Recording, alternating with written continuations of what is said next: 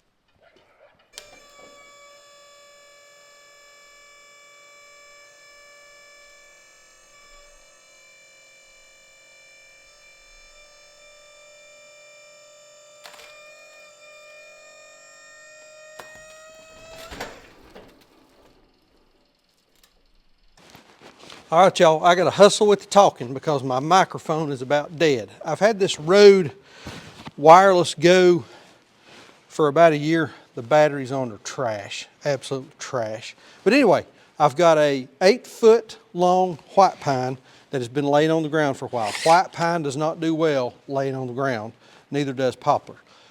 I need 2, 8 foot long, I need 2 6x6s and 1 4x6. And so this thing is 22.5 inches down here on the operator end, so I think we're going to be fine on the amount of material. Eric Champion, my buddy over at the Bearded Lumber, always talks about think about what you're going to do before you're going to do it. What I think I would like to do is I would like to get me a couple of 6x6s, a 6x6 here, a 6x6 here, and then get my 4x6 out of the pith and center the pith. I think that's the right way to do this. I'm just not sure. Maybe better to get a 6x6 on each side and then a 4x6 on the top. I don't know. I've got to, but that's my goal. Everything else I'm going to turn into 1-inch boards for siding for the rest of the well house. So I hope I've still got some battery and I've caught all this. We'll see how it goes. But let's get to work on this thing so we can get 2 6x6s and 1 4x6 out of it.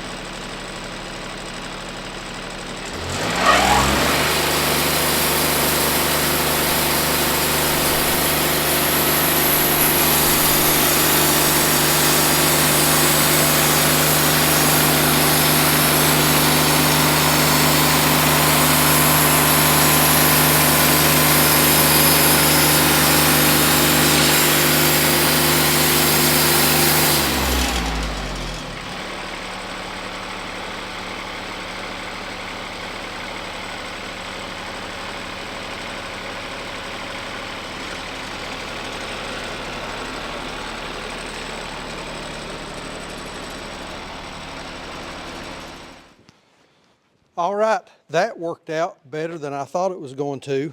Before y'all fuss about ear protection, I have it. Bought a canister. Bought a whole canister of these foam earplugs. I'll leave a link for them in the description.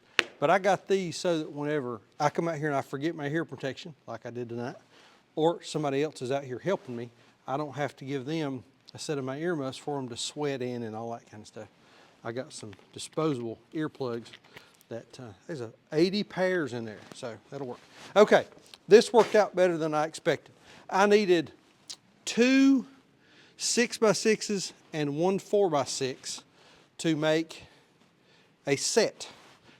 I've got enough here for 2 sets. So I ended up with 4 6x6s and 2 4x6s. So I've got enough here to make 2 sets. And this is actually pretty good stuff. It's not bad buggy. A little bit of blue stain in it, which is kind of nice, very pretty. And I marred it up just a little bit with that log turner, but is what it is. And there we have it. So I'm going to get these up to the shop, and we'll be doing, like I said, we'll be doing some future videos on this, talking about how we make them and how we put them together. I've got a set of plans. I took a timber framing class about 2 years ago, and the instructor gave us a set of timber frame sawhorse plans, and I've got those up at the shop. So that's what we're going to go off of. I have some rudimentary tools. We may end up buying some tools. Any project is a good excuse to buy some tools.